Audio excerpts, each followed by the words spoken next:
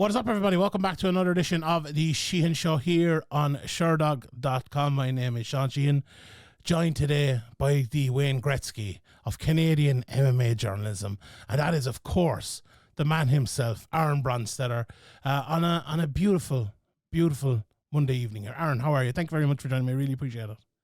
That's my pleasure. Thank you for inviting me on. As Wayne Gretzky says, you miss 100% of the shots you don't take. So I appreciate you reaching out and asking me to join the Sean Sheehan Show on Sherdog.com. Hello, it's the tongue twister that everyone fails to do now. How good was Wayne Gretzky? His record was beaten there recently, wasn't it? Like, Wayne Gretzky is one of those guys that if you ask someone in Ireland to name a hockey player, it would be Wayne Gretzky and literally no one else, and me included. How good was he? Was he that amazing? I think he's the consensus greatest hockey player of all time. So I'd say that's pretty good. Like, I think it would be hard to make a case that there's somebody historically that had a better career than him. You know, you can talk about Gordie Howe and Bobby Orr and some other names like that, but it seems like Gretzky is the go-to. I'm not the biggest hockey guy, but I can still, you know, name drop some of the best of all time. I can. So we leave it there. Let's talk about some of the MMA best of all time. Maybe we spoke not too long ago, actually, maybe 6 weeks ago or so, and we talked about the UFC 315 card and the way it was shaping up at the time. Obviously, we're a couple of weeks out from that now, and I suppose I want to ask you the same question, but like post show, how do you think that card was? Obviously with a couple of days to let it breathe now and another event after it as well. Would you say it was a successful event for Canadian MMA, for the UFC and for that whole region, or how do you look back on it? I'd say it was fairly successful. Most of the Canadians won, which is of course what we're looking for. But I think that it was also one of those cards where on paper probably could have gone either way. And I think it went the right way. It was a pretty entertaining card top to bottom. The main event really delivered. I think people, in terms of their expectations for that main event, were not expecting what we got, which is in a good way. Like, I think that the main event really delivered the goods. And, you know, if you told me those last three fights were going to go to decision, I would have thought, yeah, that's probably the case. You got Aldo and Ayman Zahabi, you got Manon Fiorot and Shevchenko, of course, and then you had Maddalena-Muhammad and Della Maddalena. But I wouldn't have thought that they would have been as entertaining as they were. I think that especially Zahabi and Aldo, that third round was one of the rounds of the year, I would say, because of how, you know, up and down it was for both fighters, really. And then the main event, I thought, was one of the better title fights that we've seen in a long time. That's interesting you said it about the main event, because I've kind of had a debate back and forth with a few people about this, whether this was just a good fight or a great fight. And I kind of fall on the good fight. I don't think at the end of the year we'll be talking about this as a fight of the year candidate. Like, I already think the Merab and Umar fight, say, was a better fight than the Paul Hughes, and Usman fight was a better fight as well. But like, do you think it stands up there with him? Do you think this is one of the fights of the year? Because and I know when you're there live as well, it's a little bit different. I think maybe it can be less, maybe it can be more. But how do you think it stacks up in that conversation? Well, I think in terms of title fights, I think the other two that you mentioned are certainly right there in the conversation. I think this one was probably better than Umar and Merab, but it wasn't better than Usman and Paul Hughes. I thought Usman and Paul Hughes was a tremendous fight. Was that this year? But I guess that was in January, wasn't it? Yeah.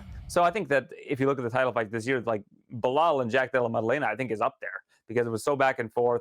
It was, you know, one of those ones where the guys were taking something to give some, and it was a competitive fight, right? So I think the right guy won as well. But I think you could make a case for Belal if you give him, what was it, 1, 3, and 4. I think we're like pretty like kind of the swing rounds.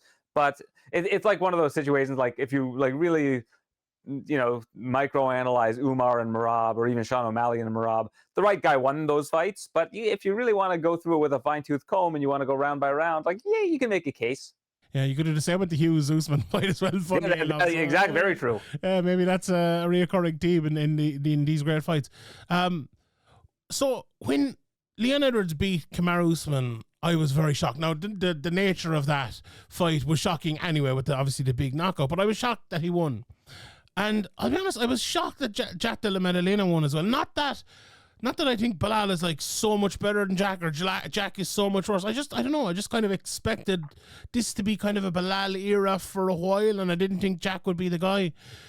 Was there a sense of that, you think, in the lead up and after it? And did you have that kind of sense as well, or were you thinking that, you know, Jack had a real big chance coming in here? But the general consensus, what do you think of that point of view in terms of the level of shock of Jack becoming the new champion? I think most people thought Belal was going to win, but at the same time, like, I wasn't going to die on that hill leading into the fight. Like I still thought this is a really competitive fight. Jack is in his late 20s, where I find that that's when fighters have the biggest gains from fight to fight. I know he was out for 14 months, but I think that also adds to that, because you have a lot of time to kind of refine little things, and also time to reflect, given the fact that he wasn't actually fighting during that time. And I also thought the Jack was really good. I mean, you look, he had won 17 in a row up to that point. Like, this is a guy that has shown a lot of talent. He's faced adversity and worked through it. And my thought was, like, if Bilal's not going to have a lot of success with not just the takedown, but being able to control the fight on the ground, that this is Jack Della Maddalena's fight to lose. I thought that Jack had better striking, and I thought that was going to be very present when they were on the feet. I actually think that Bilal might have done actually a better job on the feet than I would have probably given him credit for going into that fight, because he landed a lot of really good strikes. I thought that he really needed to push the wrestling agenda if he wanted to win that fight, and that it was a very close fight going in. So I wasn't shocked by the outcome, but I think that the way that Jack performed was certainly pleasant to see in a competitive championship fight like that. I think that you want to see the champion face adversity, and not only did he challenge Bilal Muhammad, but he took the belt. I'll pop back to the welterweight picture in a second, because I think that's such an interesting picture at the moment. But just another couple of things on UFC 3-on-5. First of all, Shevchenko and Manon Fiorot. It was one of those fights. I feel like, a lot of people said Bilal maybe didn't show up, for want of a better phrase, in the main event. Was there like a touch of Fiorot maybe not showing up and not reaching her potential and really taking the belt for Shevchenko? Again, this is a fight that was very close, and I think there is probably an argument that Manon could have won this fight as well. But what was your sense of that in terms of the way she performed? And I suppose the question is, did she push Shevchenko hard enough at this stage of Shevchenko's career? I would say so. I think that if you look at that first round, she got obliterated in that first round. Really, like that round was not close. And I think that she showed some championship mettle by coming back and making it a very close fight. Like you said, I think a lot of people had her winning that fight on the scorecards. Would have given her, I believe it was probably rounds 2, 4, and 5, which was the round where there was the knockdown at the end of the round. Yeah. Oh, God. Jesus, my memory is so terrible. I know. I was watching backstage. Well, it was the middle of the night for you. And I was watching backstage, and I missed 2 of the rounds because I was interviewing fighters. So, I mean, like, I'm getting my wires crossed also. Yeah. But either way, like, it's a funny one, because I think that fight was a real pivotal fight for that division. I don't know if you agree or not, because it felt like everyone has had a shot. And, like, okay, Grasso obviously took hers, but ended up obviously losing the belt again. But it kind of felt like, right, we had the Blanchfield fight with Manon. She's looked great before that. She destroyed Blanchfield. It's like, okay, she has beaten everyone else. She's the most consensus number 1 contender you could find in the whole of MMA in early, apart from maybe Tom Aspinall, but we'll get to that. She goes in there. It's like Shevchenko maybe a touch older in the last couple of fights. This is the win. This is where the belt kind of moves on. And Shevchenko maybe retires or goes up or has another couple of fun fights, but it just didn't happen. Is there a touch of anticlimax there, or is this just a sign of Valentina Shevchenko's greatness? That even at this stage of her career, I don't think anyone would argue Valentina Shevchenko's in her prime right now, that she can kind of still get it done. Which side do you fall at? Is it just the rest of them just aren't good enough and no one is able to reach that level, or Shevchenko is just that good? Well, I think that Shevchenko is just so well-rounded. Like, I've always said that if you were to grade fighters, and, like, you gotta have your guys that are A+, and you can do 10 out of 10 of this, 9 out of 10 of this. Like, she's pretty much like an 8.5 out of 10 at everything, right? And that's, like, good enough to, let you win fights against almost everybody, right? Like, because you're just so well-refined in every single area, whether it's defense, whether it's, your offense, whether it's your grappling and what you're able to do on the ground, right? Like, she's so good everywhere that she's just a tough nut to crack. And I think that Fiorot, if you look at her striking, like, that's a 10 out of 10 striker, I think, in terms of women's MMA. Like, her striking is phenomenal. She's got great control of distance and range. Her defense is good because she's so quick at getting in and out.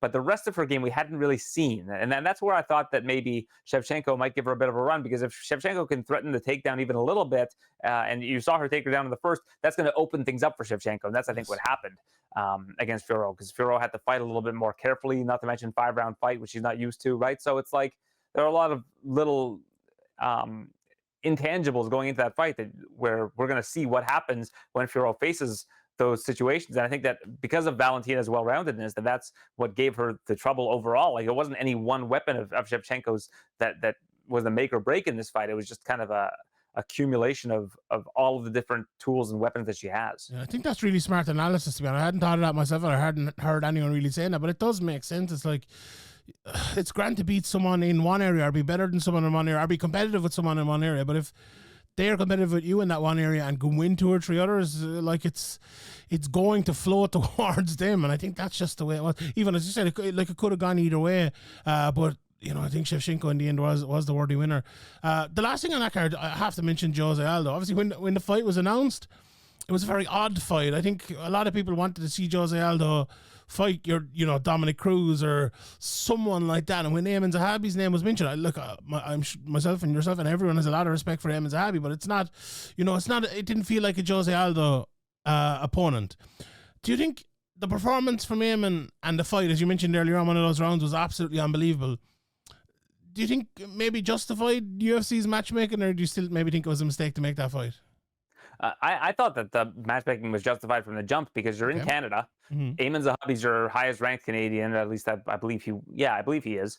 And you want to have him in kind of a showcase fight on the card. You want people to start to recognize this guy as being one of the better bantamweights in what is perhaps the most crowded division in the sport.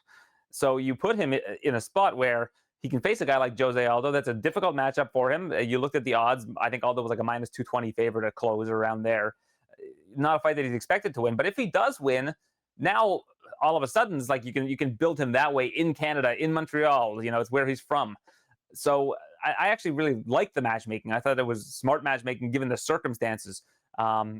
So yeah, and I think it ended up being a great fight as a result. And I think that a lot more people know who Eamon Zahabi is today than they did, say, 9 days ago or whenever before the fight took place.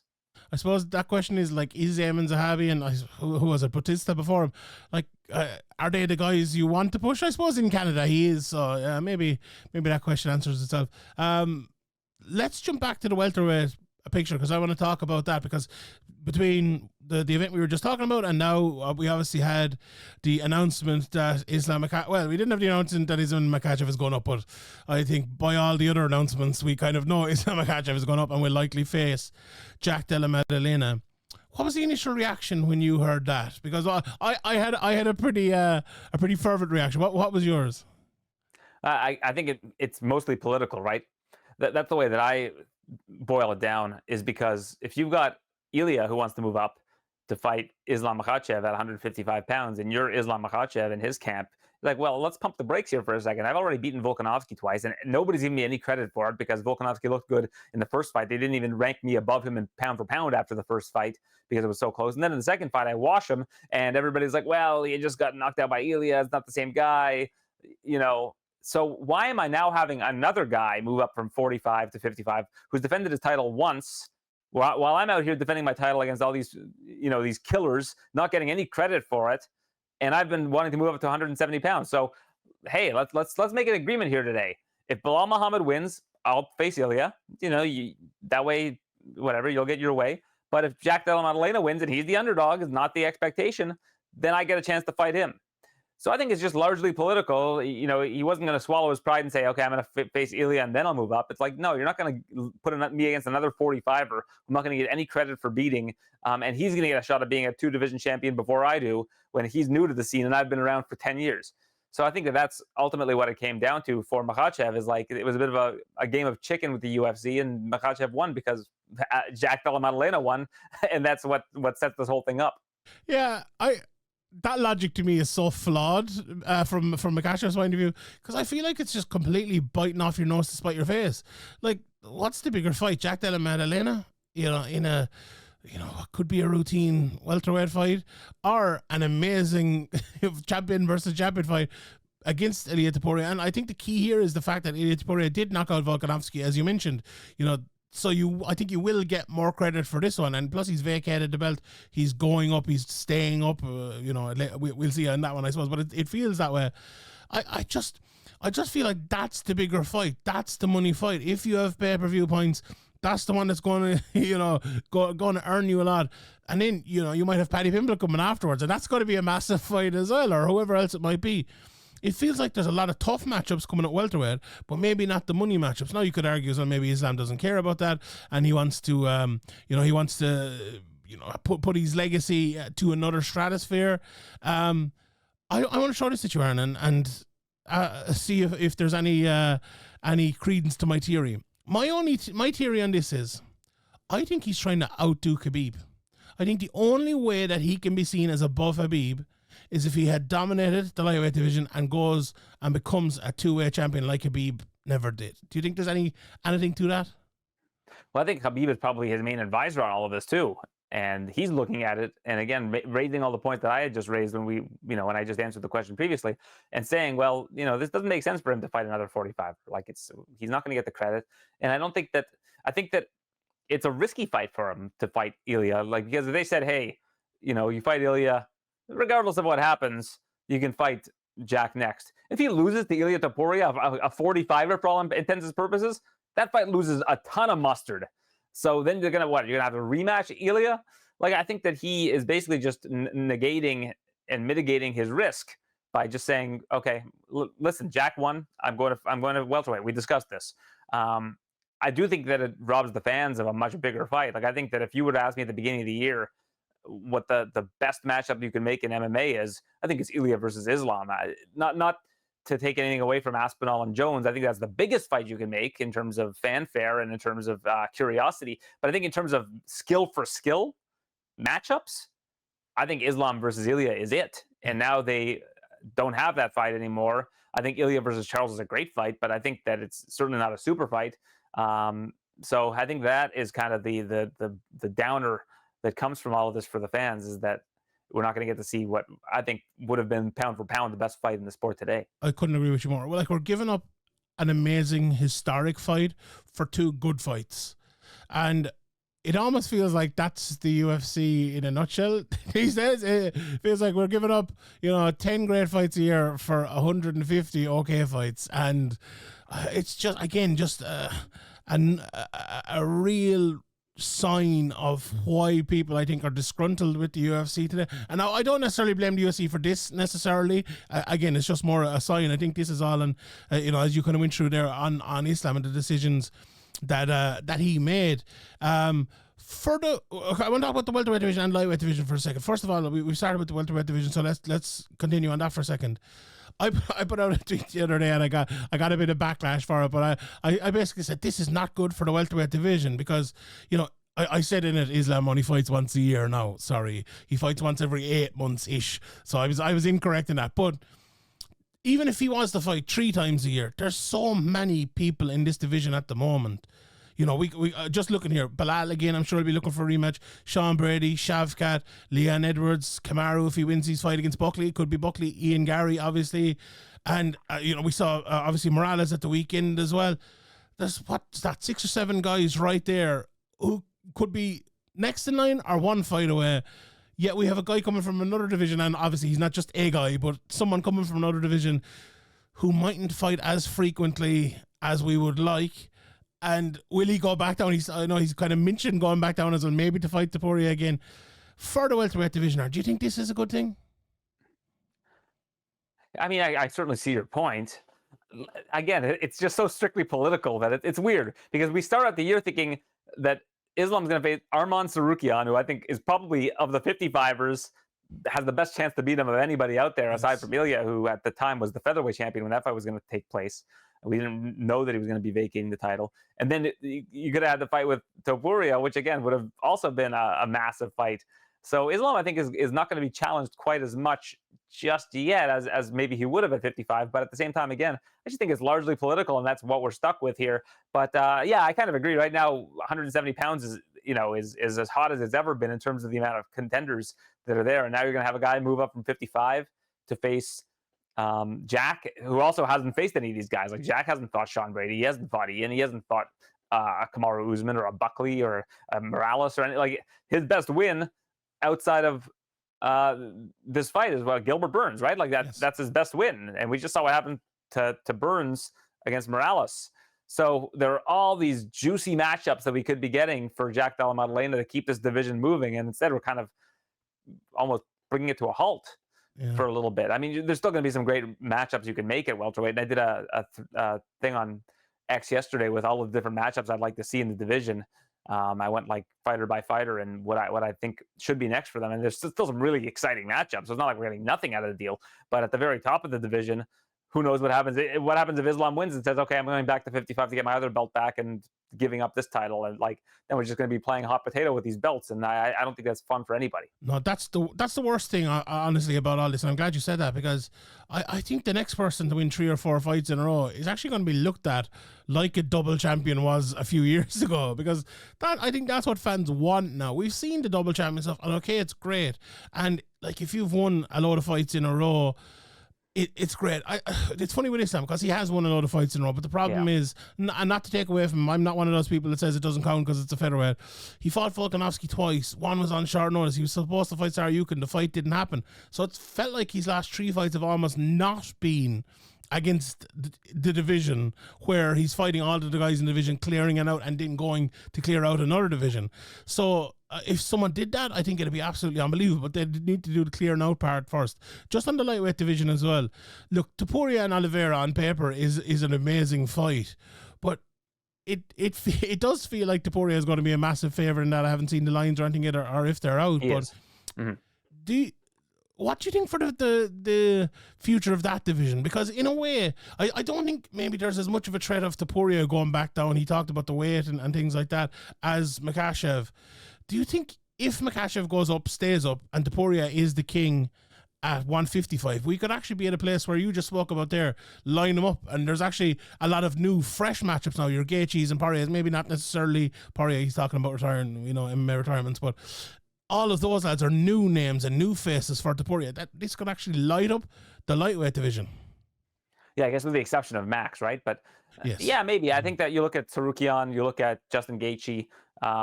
The problem with 55 is we haven't seen a lot of guys ascending. Like we haven't seen a lot of these. Like if you look at 170, you could just start railing off names of guys that are hot right now, that are younger and are coming on. Whereas at 155 pounds, aside from like, I don't know, Hoofy, like there's not. Does anybody stand out to you that I'm forgetting that at 155 pounds is really starting to make some noise? Like that, there's not really a whole lot of guys like that. Paddy Pimblett's the only one, I suppose. I was sorry. He's a good one. So I think the two of them are really good. But as I said, like the older guys, this must be manna for heaven for the likes of Gaethje and possibly Poirier and those guys. That like, well, now it's a chance for Oliveira, obviously, and like it would have been. I think the Makhachev fight's an even tougher fight for him. I think this is a tough fight as well. But I suppose we'll see how that goes. I want to throw a couple of maybe not necessarily quick fire things out at you, but GFL were supposed to have their the first event this weekend. What's your thoughts? I must have missed it. Damn, it's on while recording, maybe, is it? What's your thoughts on GFL? Just in general. Do you think they'll ever have a show? Do you think it's dead in the water? Is it gone?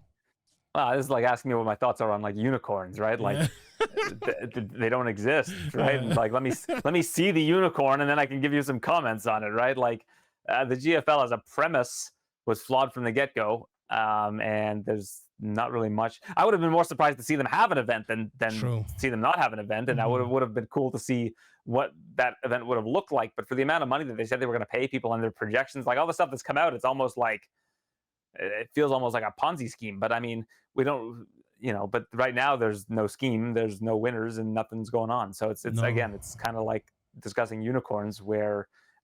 We're living in fantasy land here, so let's see them do something, and then we can talk about it. I guess. I mean, I don't know what else I can really say about it. Yeah, it's funny because like I think the landscape outside the UFC at the moment is just absolutely crazy, and I think we're all hoping and praying that the PFL keep going forever and get better and do better things. And I think everyone would have loved to have seen something like the GFL happening and paying all those fighters, but it's just, I think all of us who've been in this game for a while just look at something like that and they're like, it's just not going to work. Yeah, this isn't going to work. This isn't going to work. Yeah. I tweeted out, like, they looked at everything, all the other bad promotions had done down the years and did it worse. And that to me is what the GFL was. So, Patchy Mix, obviously he signed for the UFC over the weekend, has been such a great fighter. I remember tweeting maybe 18 months ago or so that I think he was in the top 10 pound for pound best fighters in the world. That's how much I think of him. He's obviously fighting Mario Batista, the aforementioned, coming up here, not too far down the line. Do you think if he wins that fight, and it's obviously on the same night as the title fight, Could he be next in line for the title if he wins that fight? Maybe, but I think it really depends, right? Because like if Merab wins, will have beaten O'Malley twice. He's beaten Petr Yan. I think Sandhagen's kind of waiting in the wings though. Like I think that probably Sandhagen is the logical next step for a title fight. What I think might happen is Mix might end up having to face Petr Yan or something like that. Like I think he needs one more tough fight at the top of this division, whether it's like a Petr Yan or maybe even a Figueiredo or whoever loses that title fight. Like that to me, I think is probably what's going to have to happen before he gets a title shot. But right now he's in his prime. He's exciting. I'm super excited to have him in the UFC. I did think that he lost his last fight against Magomedov, to be honest. But at the same time, I think Magomedov is an extremely underrated bantamweight. So I've always thought the world of Patchy Mix. I thought that his performance against Magomedov was more the exception than the rule. Like most of the time, he's fairly dominant and he's really, really good with his grappling.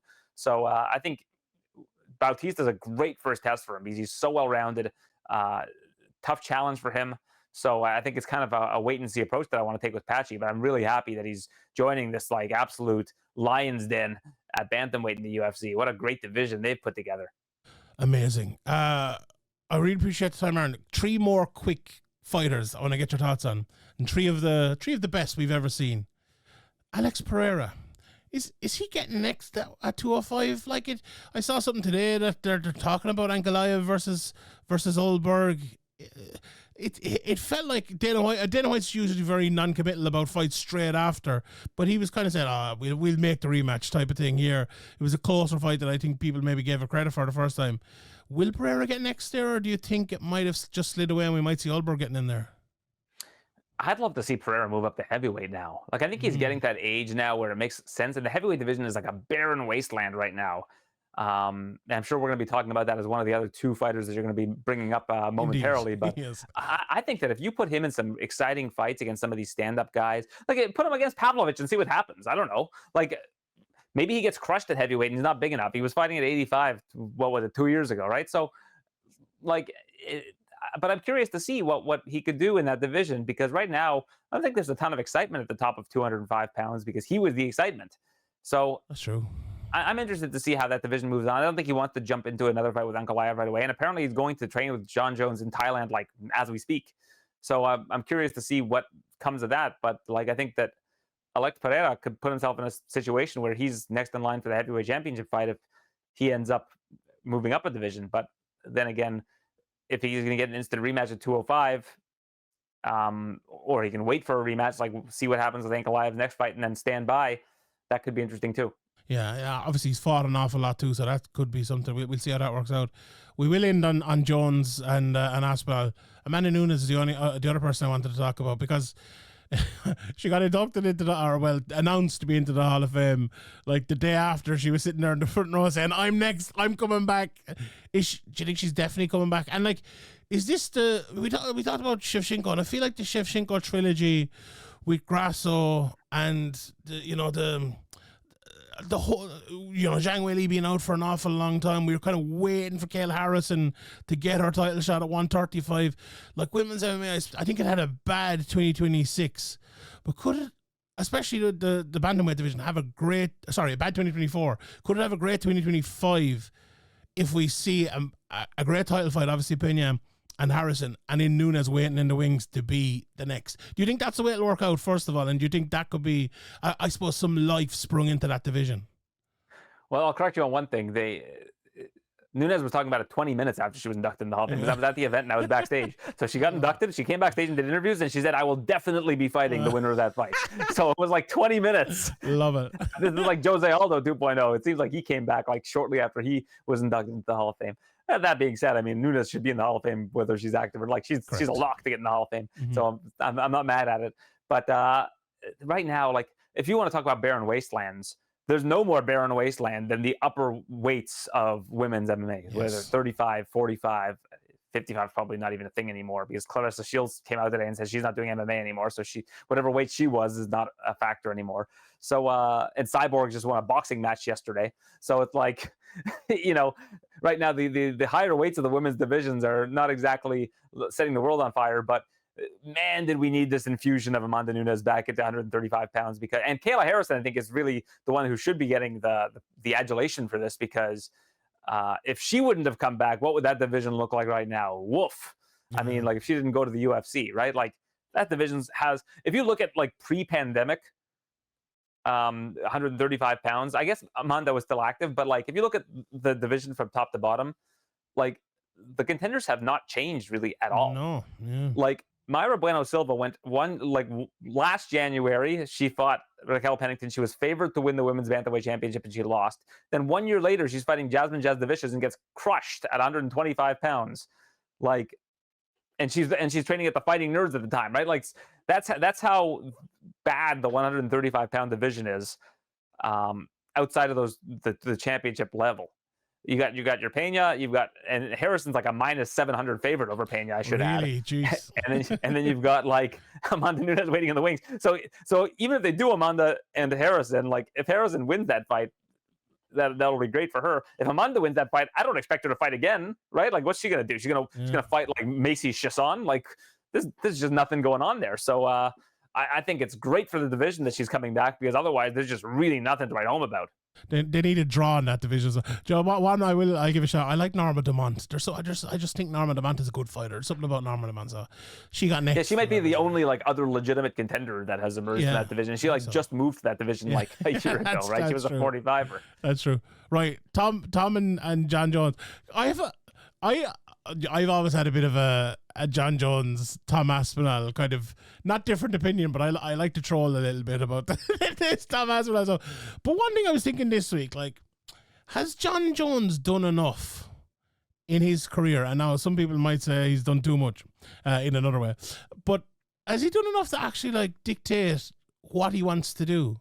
Right, and I understand the point of view of like, okay, let him do what he wants to do. We'll move on to the division, but he is the champion, and if he's kind of saying, right, I want to fight in November, December, or whatever it might be, should we be really that mad that he's being allowed to do that and being allowed to run his own career and being allowed to actually make a decision? Because isn't that kind of what we want for the fighters a lot of time when they don't have that? Is it a big contradictory there of an opinion or a shout, but do you think there's anything to that, or are you on the like boat of we need him to fight now and nothing else will do?